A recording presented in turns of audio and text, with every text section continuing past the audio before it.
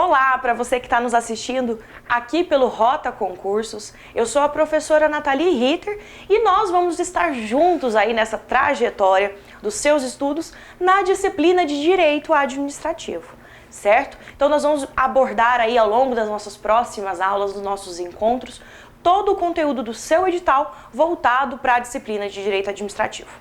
Nessa primeira aula, que nós vamos dar o andamento aqui agora, nós vamos tratar inicialmente de alguns conceitos preliminares, alguns conceitos iniciais que vão dar base para todo o seu estudo dos próximos blocos.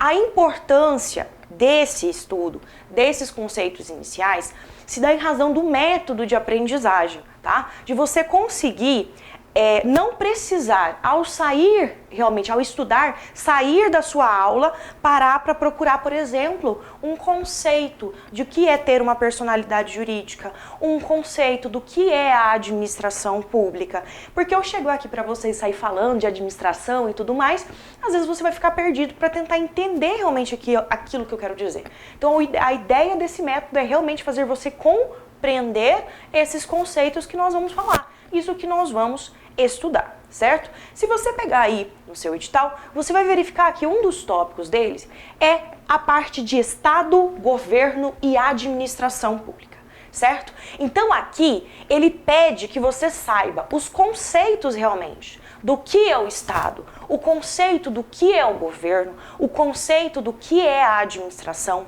quais são as fontes que vai gerir aí o governo, o Estado, a administração, qual é o ramo do direito que é aplicado a ele, quais os sistemas de governo que nós temos, como que se organiza os poderes da República, certo? Então são esses conceitos bem iniciais de toda a estrutura da administração, tá bom? Primeiro tópico que nós vamos falar aqui, com relação ao regime jurídico administrativo, eu vou ter que falar qual o conceito de direito administrativo. Para que nós estamos estudando o direito administrativo? Porque é o direito administrativo que vai regular todas essas informações com relação à administração, ao governo, ao Estado, certo? Então, o direito administrativo, ele é um ramo do direito que visa regular, trazer a relação que a administração pública vai ter com os particulares, com os servidores, com os seus próprios órgãos. Porque a administração pública, ela tem relações jurídicas. Ela trabalha com pessoas, ela tem vínculos para poder desempenhar a sua atividade. Como, por exemplo, com o servidor. Que relação jurídica ela tem com o servidor? A relação jurídica trabalhista. Isso é uma relação. Quando a administração compra um produto, é uma relação de compra e venda, é uma relação jurídica. Então, o direito visa disciplinar essas relações e o direito administrativo, especificamente, disciplinar a relação da administração, essas relações jurídicas que ela possui com os seus servidores, com os seus próprios órgãos internamente, com os particulares. Mas diferente aí de outros ramos do direito, o direito administrativo ele não tem um código de direito administrativo, como acontece no direito penal, no direito constitucional, certo? Nós temos um conjunto de normas. Nós temos um conjunto de regras. Então, nós vamos ter regras de direito administrativo na Constituição, que é a base principal aí, mas nós também vamos ter diversas legislações apartadas que somam esse conjunto e compõem a nossa disciplina de direito administrativo, certo? Então, esse conjunto de normas do direito administrativo vai trazer as relações da administração, mas também vai trazer as suas regras de funcionamento e de organização. Isso significa dizer que é nessas leis de direito administrativo que eu vou conseguir buscar como a administração vai funcionar e como ela vai se organizar. Ela vai ser dividida em órgãos, como que vai ser feito o trabalho, como que vai desempenhar essas atividades, certo? Então a ideia do direito administrativo é esse. É um ramo do direito, é uma espécie de direito que visa trazer todas as normas para a administração pública, que é tudo isso que nós vamos estudar ao longo aí das nossas próximas aulas. A gente vai tratar exatamente sobre essas normas, essas informações de organização, de relação, de funcionamento, certinho? E aí, eu preciso pontuar com vocês uma diferença que vai ser muito importante para a compreensão do restante de conteúdo em vários pontos das nossas aulas, que é a diferença dos ramos do direito público com os ramos do direito privado.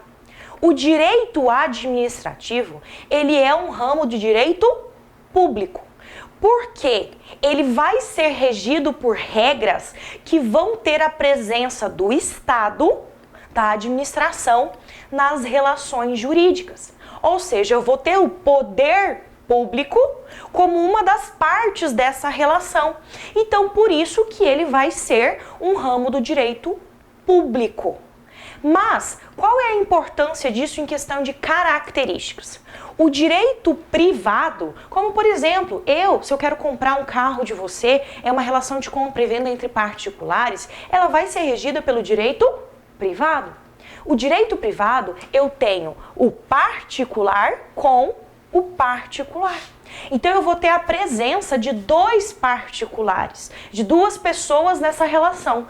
E essa relação, ela é horizontal, porque isso significa dizer que ninguém tem mais direitos que o outro. Eu tenho tantas liberdades quanto o outro tem ao desempenhar essa relação, ao desenvolver essa relação com a outra pessoa. E em contrapartida, que é o que importa pra gente, o direito público, ele é totalmente diferente. O direito público, ele não tem uma relação horizontal, ele tem uma relação vertical. E essa relação vertical, meus amores, ela acontece por conta da presença do Estado, que é um dos conceitos que nós vamos falar hoje. É o Estado que está nessa relação, é o Estado que está ali desempenhando os nossos interesses, representando os nossos interesses. Então, ele está se relacionando com outras pessoas. E por ele estar se relacionando e ele precisar defender o interesse da coletividade, da maioria das pessoas, o interesse público, que é a finalidade de tudo que a administração faz. Atender ao interesse público, o interesse da nossa coletividade. Em razão disso, ele está em pé de desigualdade. Em razão disso, o Estado vai estar acima, enquanto os particulares, as outras pessoas dessa relação, vão estar aqui embaixo. Professora, isso significa dizer que o Estado tem hierarquia sobre nós particulares? Ele manda na gente? Não. O Estado só está nessa relação de superioridade com o particular em razão dele defender o interesse das pessoas, defender o interesse da coletividade e não apenas o interesse comum particular, que defende cada um o seu, certo? Então não existe hierarquia nessa relação, mas ela é uma relação vertical. O Estado está acima e os particulares vão estar abaixo. É em razão disso que nós vamos falar mais à frente, o princípio da supremacia do interesse público e da indisponibilidade. O Estado, ele está acima porque o interesse público está acima, ele é superior ao do particular. E é um interesse indisponível, é um interesse que é preciso não posso abrir mão, eu preciso resguardar, eu não posso deixar de levar ele em consideração ao desempenhar as atividades administrativas. Então é em razão da garantia desses princípios constitucionais e desses direitos da coletividade é que o Estado está acima e o particular está abaixo. Então nós não vamos ter igualdade. Nós vamos estar numa relação de desigualdade. É por isso que o Estado, ele pode aplicar uma multa para você se você estacionar num local indevido. Porque ele está garantindo um melhor trânsito, uma melhor movibilidade ali para as pessoas, para a maioria da coletividade. Ele visa atender o interesse da maioria das pessoas, certo? Então, por isso que tudo que acontece no direito administrativo com relação à administração pública é regido pelo direito público. Tanto que nós vamos falar isso mais à frente, que, por exemplo, o Estado de Goiás, o Estado do Tocantins, são pessoas jurídicas de direito público. Isso significa dizer que aquela pessoa jurídica, quando ela se relaciona, as regras de direito aplicado para ela vai ser essa de direito público, onde o Estado está acima e o particular está abaixo, certinho? Outro ponto importante para a gente continuar compreendendo essa parte do direito administrativo é com relação às fontes. Todos os ramos do direito, ele tem fontes específicas. De onde você vai captar, de onde você vai buscar a fonte, as ideias de direito administrativo. Onde eu, servidor público, você, futuro servidor público, vai buscar as informações para poder desempenhar essas atividades. Porque eu falei para vocês que era um conjunto de normas. E aonde estão essas normas, certo? Então a fonte traz realmente aquela ideia da fonte da água, é de onde brota, é de onde sai essas ideias que vão reger o direito administrativo. E aí nós vamos ter duas classificações principais com relação a essa questão das fontes, que é em classificação primária e classificação secundária. Nós vamos ter uma fonte que ela é primária, que também pode aparecer na sua prova com o nome de primordial. Por quê? Tudo significa que ela vem primeiro. É o primeiro local aonde você vai precisar procurar aquilo que você quer saber de direito administrativo, aquela informação que você busca ter, certo? Então, é lá o primeiro lugar que você vai procurar. E qual é essa primeira fonte, essa fonte principal que nós temos? São as leis. Só que aí, eu chamo a atenção para você. Eu não estou falando de lei em sentido estrito, aquela lei que passou necessariamente por todo o processo legislativo, na Assembleia, na Câmara, tá? Não estou falando só de uma lei ordinária, de uma lei complementar.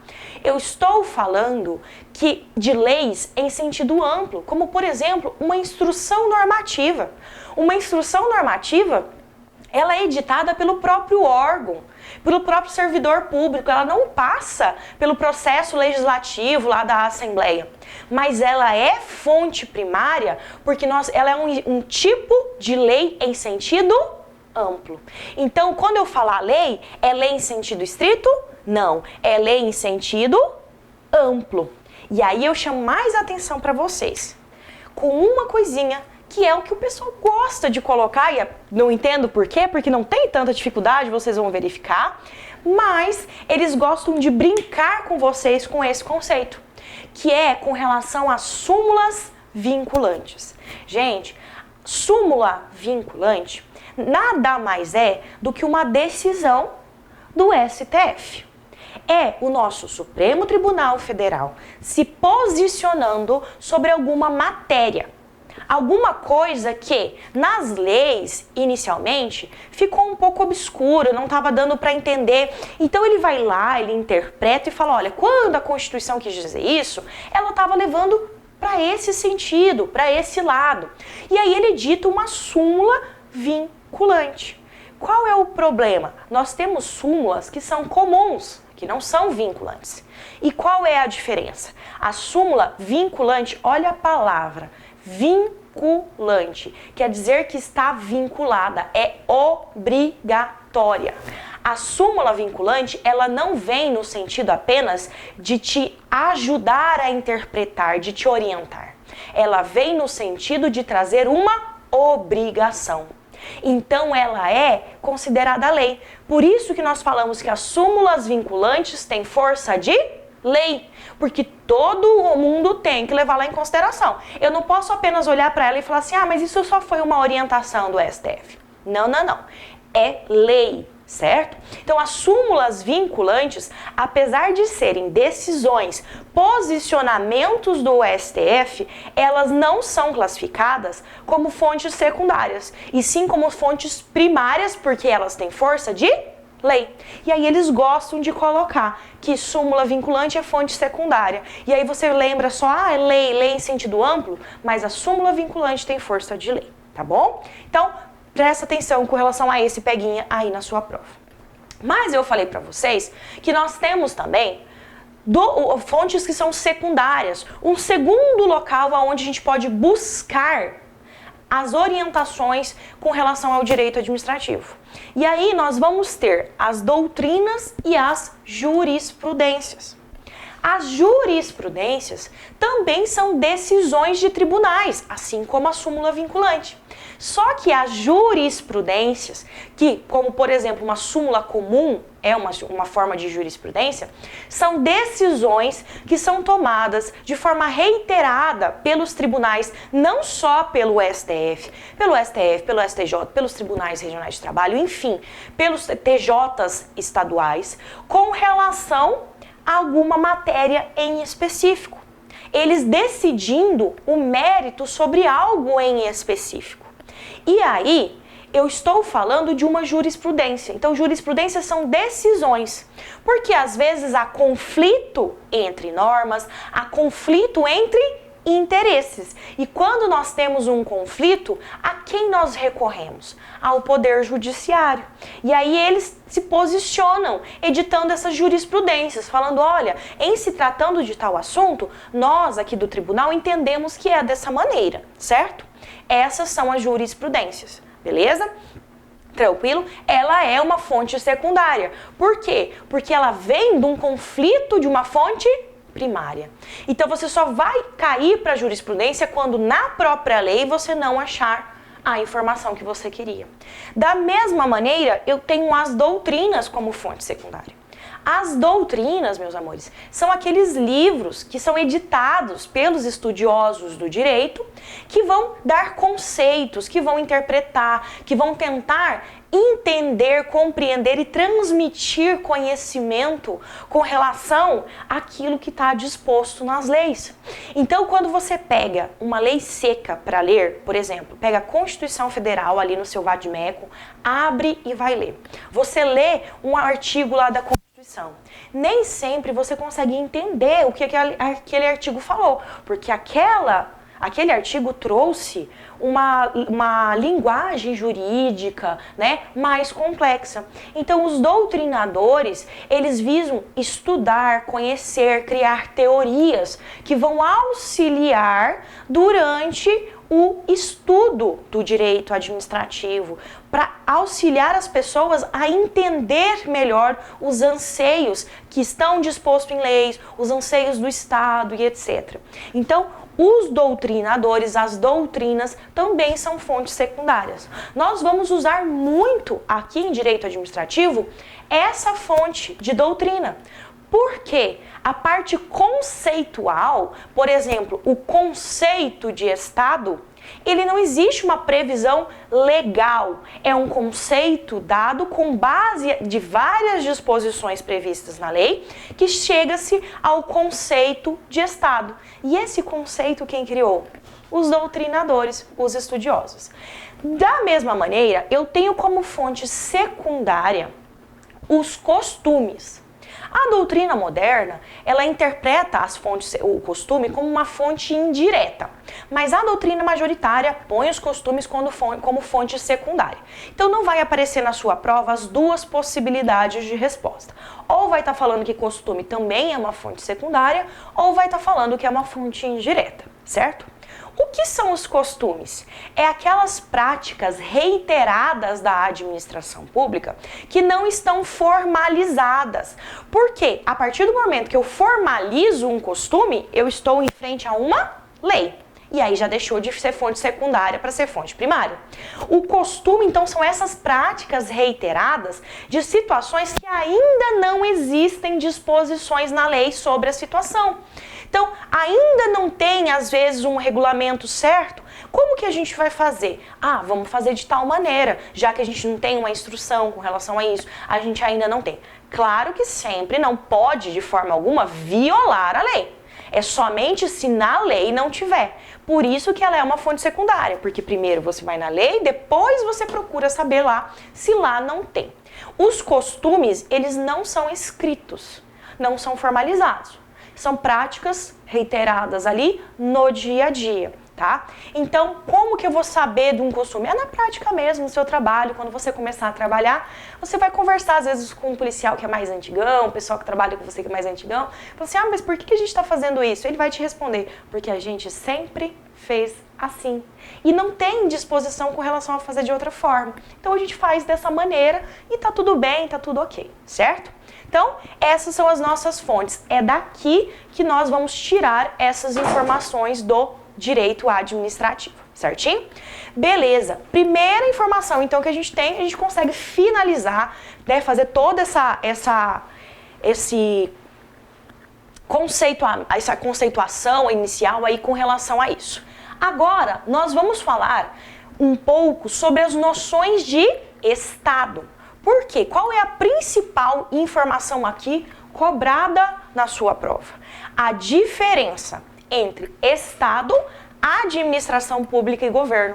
Porque apesar da gente, no comum aí, né, rotineiramente, usar como se tudo fosse a mesma coisa, eles não são. Cada um tem uma função, cada nome desse vai ter um objetivo. E aí eles gostam de trazer em provas essa mistura. Você vai falar o conceito de Estado e vai colocar que esse é o conceito de administração pública. E vai estar errado, certo? Então vamos lá. Primeiro conceito que a gente precisa saber, primeiras noções que nós precisamos ter, noções de Estado. Com relação a isso, nós temos duas possibilidades na sua prova. A mistura com os outros conceitos que nós vamos falar, ou então a forma que o Estado ele é composto, os elementos que compõem o Estado. Lembrando de forma importantíssima que nós estamos falando de Estado com a letra E maiúscula. Eu estou falando do Estado e não do Estado de Goiás, do Estado do Tocantins, do Estado de São Paulo, que é com E minúsculo, tá? Então aqui eu estou falando de uma pessoa jurídica soberana que tem ali dentro dela elementos que vão compor ela. O Estado é composto por 3 elementos. O primeiro é o povo. Por quê? Para eu ter Estado, eu tenho que ter pessoas que querem conviver em comunidade. O segundo elemento é o território. Essas pessoas precisam ter onde morar. Aonde a gente vai se reunir? Aonde vai ser o nosso espaço físico? Aonde a gente vai morar, vai viver? E essas pessoas que vivem nesse espaço vão ser regidas, governadas por um governo soberano. Então, o Estado, ele se compõe dos elementos povo, território e governo soberano. São esses 3 elementos que, se somando, resultam em um Estado, certo? Esse governo soberano, ele é muito importante porque a ideia de soberania que nós temos é com relação a outros estados. Então eu estou falando de outras nações, de outros países. Quem possui essa soberania? A República Federativa do Brasil. É ela quem possui essa soberania. Nós vivemos em uma república federativa. Então, é o Brasil que possui essa soberania. Frente a outros países. De virar e falar para você, olha, com relação a esse assunto, eu trato o meu povo, eu defino as coisas aqui dessa maneira. Se aí no seu país você faz de outra forma, tudo bem. É a minha decisão e a minha decisão é soberana. Então, o que eu chego consigo compreender aí com relação a esse conceito de Estado? Que o Estado nada mais é que um governo soberano que vai cuidar, tomar decisões em nome do povo que vive naquele território. Por isso que é composto por esses 3 elementos. Um elemento humano, um elemento territorial e um elemento governamental. Então, isso já aproveita para a gente já puxar o gancho ali desse governo soberano, e eu falando aqui para vocês com relação a essa questão de que o governo é que toma decisões. E já vou puxar aqui para vocês de forma breve, porque isso aqui você aprende mais aprofundado em direito constitucional, mas é importante para a gente ter uma ideia com relação às noções de governo. Porque eu falei para vocês que governo é diferente de Estado. Professor, então o que é o governo? O governo é aquela pessoa que toma decisões políticas no seu nome.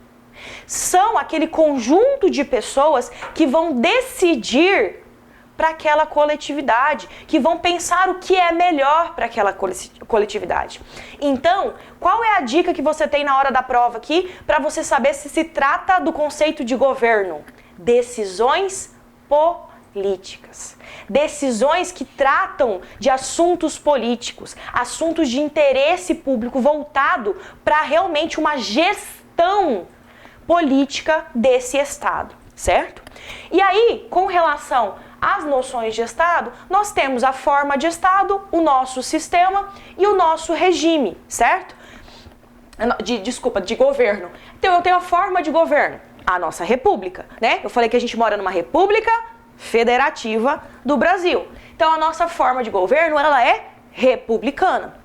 Eu tenho um sistema de governo. Qual que é o nosso sistema de governo? O presidencialismo. Nós temos um presidente que nós elegemos para nos representar. É esse presidente que toma essas decisões políticas para esse povo que vive nesse território, certo? E eu tenho o nosso regime, que é o regime democrático. Ou seja, a sua informação, a sua opinião, o que você anseia como povo desse território, importa. Então nós temos a democracia, aonde o povo participa das decisões, seja de forma direta, por meio, por exemplo, de plebiscitos e tudo mais, seja por meio dos seus representantes que são eleitos, como, por exemplo, o nosso presidente aqui do nosso sistema de presidencialismo, certinho? Então, com relação ao governo, a diquinha é busca aí na questão se está falando de decisão política, de decisões de cunho político aí, certo? Mas eu também tenho uma outra informação importante com relação a essa divisão do Estado, que se trata dos poderes da nossa república. Nós vivemos em uma república, é a forma que o nosso governo se institui. E esse governo vai se instituir dessa maneira em república por meio de um poder central, que a gente fala de forma bem vulgar, o poder público, né? Esse poder público pertence à nossa república, é dela, é uno, é indivisível. Mas para poder melhorar esses poderes, para poder desempenhar esses poderes de uma forma melhor, mais estrutural, foi dividido na Constituição na tripartição de poderes. Mas lembre-se que essa tripartição de poderes não é absoluta, ou seja, um poder consegue mesclar com o outro, porque eles são independentes, mas eles são harmônicos. Eles não têm essa divisibilidade, porque o poder, ele é uno, tá? Esse poder é indivisível. E aí nós vamos ter, então, lá no artigo 2º da Constituição, essa previsão de que os poderes da República são independentes e harmônicos entre si. O poder legislativo, o executivo e o judiciário. Para o direito administrativo, que é o que importa para nós temos que quase tudo que é feito de direito administrativo ocorre no âmbito do poder executivo. Porque a função do poder executivo é administrar. E é por isso que nós estamos ali. Mas lembra que eu falei que eles não são absoluta essa divisão? Ou seja, o legislativo e o judiciário, eles acabam administrando em alguns momentos. Então nós vamos ter também direito administrativo nesses outros poderes em situações atípicas, em momentos pontuais. Certo? Isso aqui você também aprofunda mais com relação a essa disciplina na parte do direito constitucional. Mas lembrando que o poder do Estado, os poderes da República, ele é uno, ele é indivisível, mas ele não é absoluto, porque um poder dessa divisão ali das três funções pode botar o pezinho no poder lá do outro e desempenhar de vez em quando a função do outro, sempre respeitando os limites trazidos aí na nossa lei. E para a gente finalizar aqui esse bloco e essa conceituação inicial, eu preciso pontuar com vocês o conceito da administração pública, que é o terceiro conceito que eu falei para vocês que não se mistura. Estado, governo e administração não é a mesma coisa. Aqui no Brasil, nós adotamos o conceito de administração pública em sentido formal. Isso significa dizer que a administração pública será aquilo que a lei diz que é.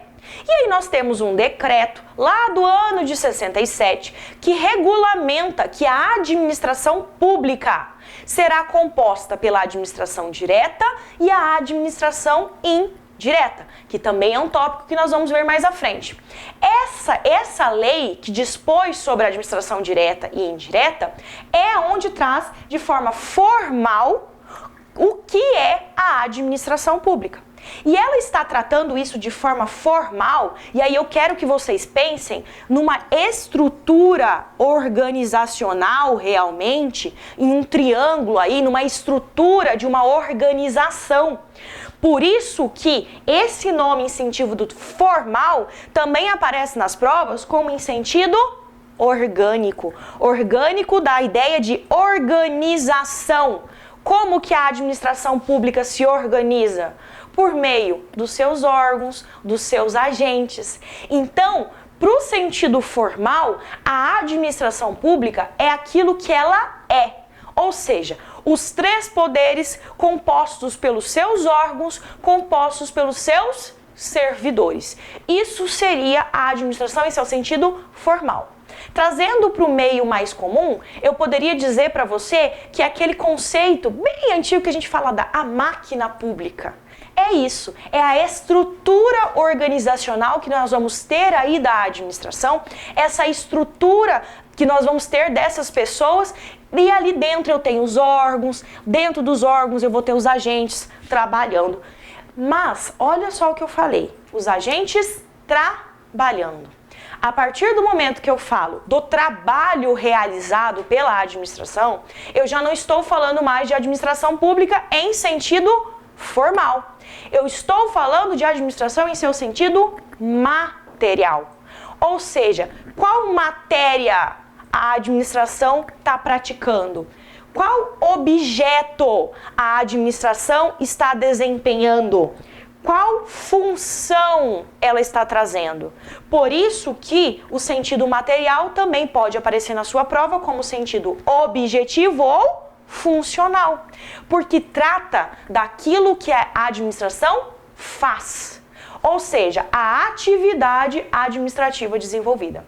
Então, em se tratando de administração pública, eu estou falando da estrutura organizacional daqueles poderes em sentido formal e da atividade administrativa que é prestada em sentido material. Lembrando que no Brasil nós adotamos o sentido formal, mas a material, ela acontece, sim, dentro do sentido formal, tá? Pode vir na sua prova a diferença entre essas duas, beleza? Tranquilo? E é o que nós vamos tratar aí ao longo das nossas aulas? Exatamente isso, essa organização, essa estruturação e essas atividades, essas matérias que são desempenhadas aí pela nossa administração pública, certinho? No próximo bloco, nós damos continuidade aí no nosso estudo.